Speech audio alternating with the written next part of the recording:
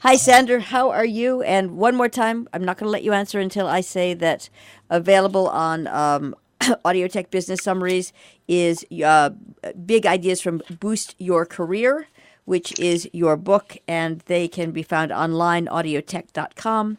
Also, you can call 800-776-1910 to order. Now, where was I? How are you? Oh, thank you for asking again.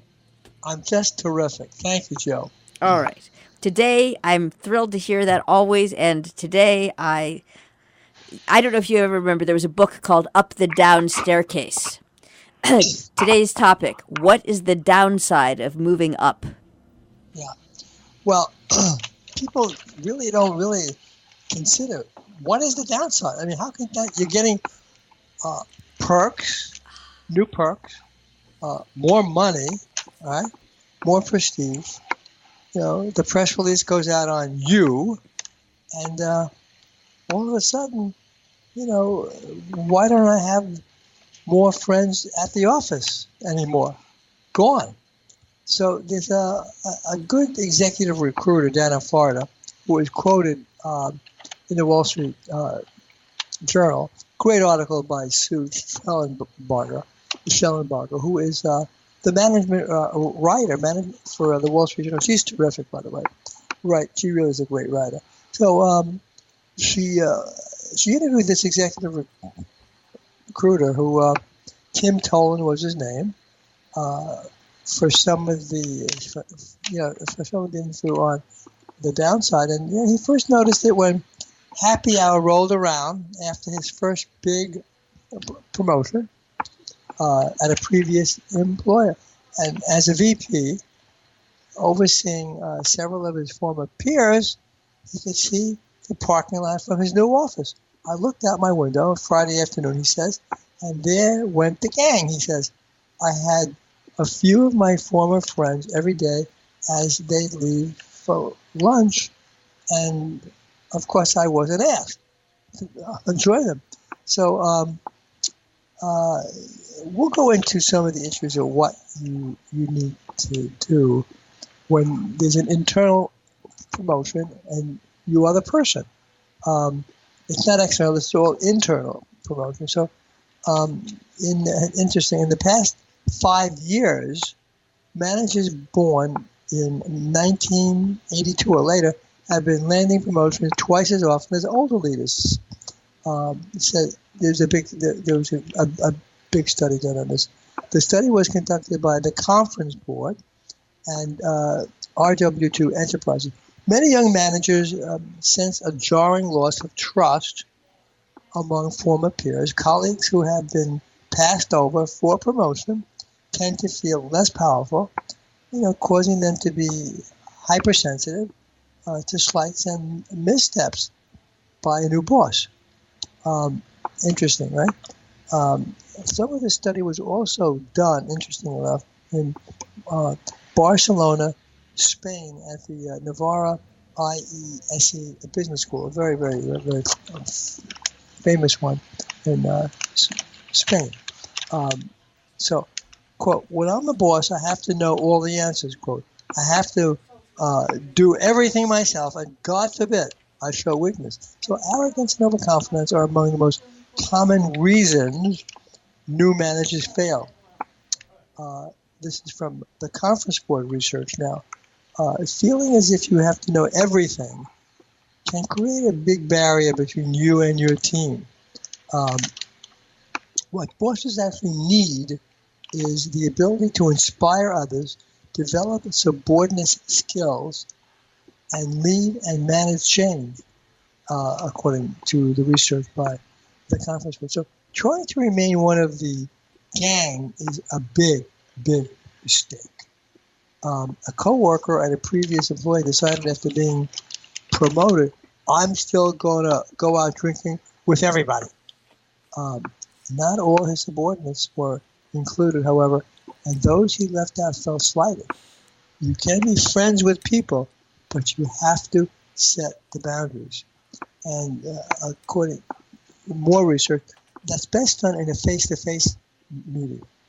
Name the change, since Telekine, CEO of Reverb, a Seattle leadership development firm. Talk with friends who have suddenly become subordinates about changing behavior required by a new role, such as having lunch together less often. And mention what you want to preserve. You might say, I really appreciate the feedback and advice you give me, and I don't want to stop. Peers may distance themselves too, widening the gulf. One of the people being interviewed, Susan Packard, COO of HGTV, a long time and well-known cable industry exec, recalls a former colleague contradicting her in meetings and rolling his eyes as she spoke after she was promoted to a job at his level. She tried asking him to coffee or lunch and requesting his advice in his areas of strength, but he still didn't warm up. She recommends finding a download partner, a person you can call for support when you need to vent. Also, look for other sources of meaning in your work. A book about building emotional fitness at work is the book that Miss Packard wrote. It's a very, very good book called Fully Human. So here's, again, just to summarize a little bit, the do's and the don'ts. Do set boundaries on friendships to avoid perceptions of favoritism. Talk with friends on your team about how your promotion will affect the relationship. Find a confidant outside your department to give emotional support if and when needed. And finally, in the do's, use your newfound power to set new career goals and seek out other sources of satisfaction. Here are the do nots.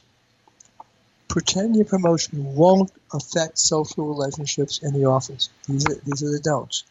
Expect to be invited to every happy hour, lunch, and barbecue as you were in the past. Ain't gonna happen.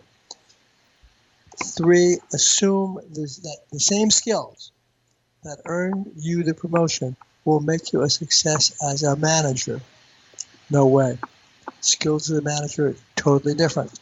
And finally, try to look as if you know all the answers and always appear strong with your colleagues. They will hate you for that. So that's a little bit about some of the obstacles about moving up. And we don't speak about that a lot. The obstacles of moving up because everything is great. New job, new job, more money, prestige, the press release, and everything else. So I thought our listeners today, would be interested in learning a little bit about what you need to do in that new job. And it reminds me of a story, and this is from some time ago. And it was a major broadcast behemoth, and I had a friend there who was the secretary. You were allowed to use those terms at that time. Yeah. You were she was the secretary to the head of a certain type of programming, and she loved her job, and she loved her boss, and she loved her life. Uh-huh. And it was organic. She was a crack. Sorry to use this word, but she was a crack secretary, and her desk was, nothing stale dated. It was all organized, and I cannot sufficiently emphasize how efficient the entire thing was.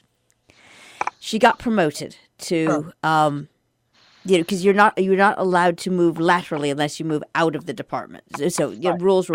So she got promoted to, let's call it, administrative assistant, and the things that she had to do were so, even though she was getting more money, she didn't have the same relationship.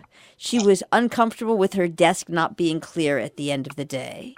And it was just a very good lesson for me. And as I say, it was decades ago that the fit of the jobs are not necessarily the same. And by the way, it wasn't that she didn't want to progress. It's just that given the parameters, you're not allowed to Yeah. score an own goal. Yeah. And that's always stuck with me. So, And of course, I do remember very, very clearly, Joe. This is 1989, when I was elevated to CEO of the ad agency, and the former CEO stayed, and he had to turn a couple of people against me. Like, why did he get the job over me? And I tried to talk to him, over lunch and everything else. But his attitude didn't change. He was so very angry that I got it over him, and I finally had to let him go. This is just as simple as that. You try, you do your best you can, but if this other person, the people under you, are not listening, but you do your best with them, eventually you have to let them go. And that's the truth, okay? That's not in the article.